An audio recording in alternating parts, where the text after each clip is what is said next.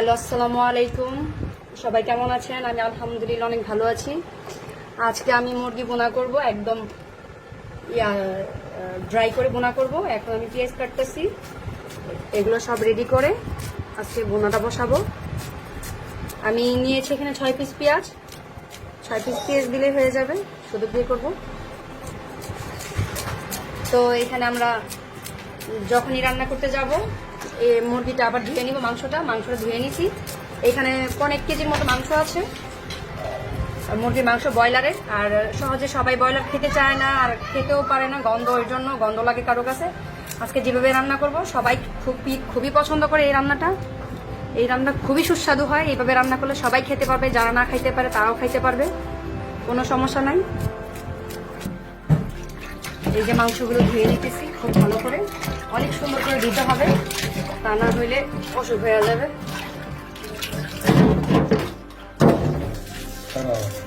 পানি পানি আমরা এখন তেল দিয়ে দিব। তেল দিয়ে দিচ্ছি।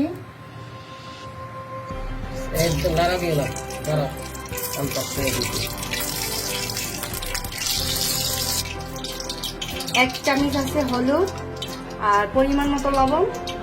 আর এখানে 1 চামচের থেকে একটু বেশি, 1.5 চামচ হবে গুঁড়া মরিচ। আর এটা জিরার গুঁড়া 1 চামচ পরিমাণ। আর এটা হচ্ছে রসুন 2 টেবিল চামচ, আদা 2 টেবিল চামচ, সাথে আমি 2টা শুকনো মরিচ নিয়ে নিয়েছি। তারপরে এটা হলো এলাচি, আর এটা দারচিনি, আসলে নামগুলো ভুলে যাই আমি। আর এটা পেঁয়াজ। এখন আমরা তেলের মধ্যে দিয়ে দিব। এখন আমরা তেলের মধ্যে দিয়ে দিচ্ছি শুকনো মরিচ।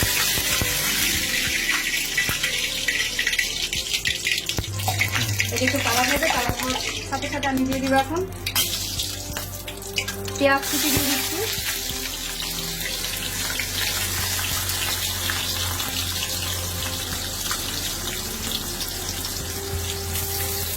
পেঁয়াজ কুচি দিয়ে দিলাম। এটা এখন লাল ফুটাবে, একটু বাদামি কালার হলে তারপর আমরা সব ধরনের মশলাগুলো অ্যাড করবো এটার মধ্যে।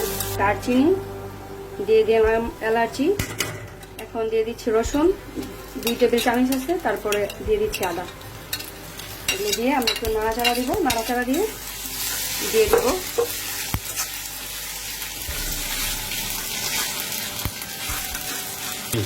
এখন আমরা দিয়ে দিচ্ছি মরিচের গুঁড়া 1.5 টেবিল চামচ, দিয়ে দিব জিরার গুঁড়া, নামগুলো ভুলে যাই, আমি তো রান্না করি না। এখন দিব হলুদের গুঁড়া। এখন দিয়ে দিচ্ছি লবণ দিবেন স্বাদ মতো, আপনার যতটুকু প্রয়োজন ততটুকু দিবেন। চেষ্টা করবেন তেলগুলো কম খাওয়ার জন্য। বেশি অতিরিক্ত তেল খাওয়া ভালো না, তেল বেশি খেলে ক্ষতি। তেল যত কম খাবেন তত ভালো, শরীরের জন্য ভালো, সব কিছুর জন্য তেল খুবই কম খাওয়া ভালো। এখন আমরা দিয়ে দিচ্ছি ম্যাগি নুডলসের মশলা, টেস্ট বাড়ানোর জন্য। এটা ছিল এক্সট্রা আমাদের বাসায়, তার জন্য দিয়ে দিলাম, রেখে দিয়ে লাভ নাই। তো এখানে আমরা একটু এখন পানি অ্যাড করবো। এখানে আমরা একটু দিয়ে দিচ্ছি অল্প একটু পানি, সামান্য পরিমাণ, এগুলো ভাজার জন্য, এই মশলাগুলোকে ভাজার জন্য একটু পানি দেওয়া লাগবে, তাই দিলাম। এখন এটাকে আমরা অনেক ভাজবো, একদম ভালো করে ভেজে তারপরে মাংসটা দিব। এই যে মশলাটা একদম ভুনা হয়ে গেছে, এটা আরেকটু কষানো হয়ে গেছে, আরেকটু কষাবো। কষানোর পরে আমরা ওই মাংসগুলো দিয়ে দিব, যে ব্রয়লারের মুরগিটা ওইটা দিয়ে দিব, দিয়ে আমরা অনেক ভালো করে কষাবো, একদম ভেজে ফেলবো মশলাটা, ভুনা করে কষাইয়া তারপর আমরা ওইটা দিব। আমাদের তরকারি কষানো হইতে মশলা, আমরা একটা ডিম পোস্ট করে নিচ্ছি। রান্না করতে করতে ক্ষুধা লেগে গেছে, এখন একটু খেতে হবে।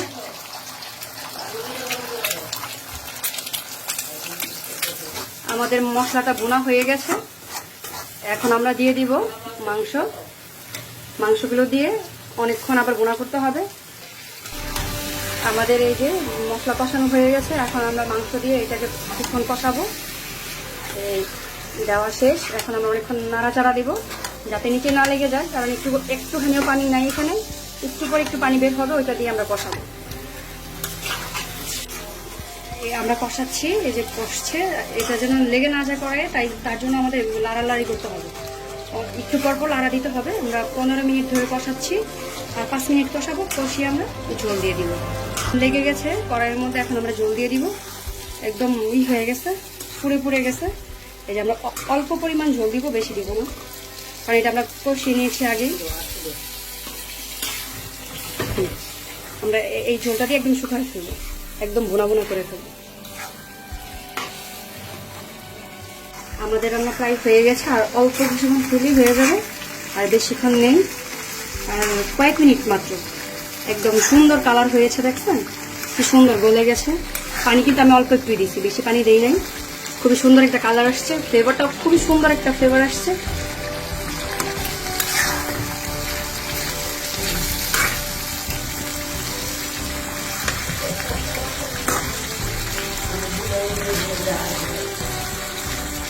রান্না হয়ে গেছে আমার সুস্বাদু ব্রয়লার মুরগি রান্না, খুবই সুস্বাদু হয়েছে। আমার রান্না একদম কমপ্লিট। এই যে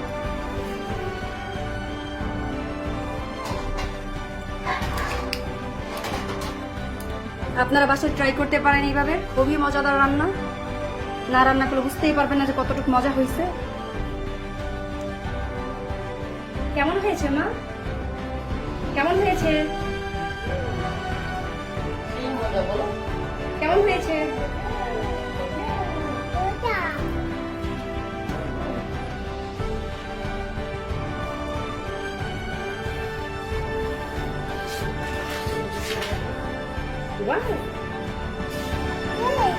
মজা হয়েছে? টেস্ট সেই টেস্ট বলো, সেই টেস্ট বলো।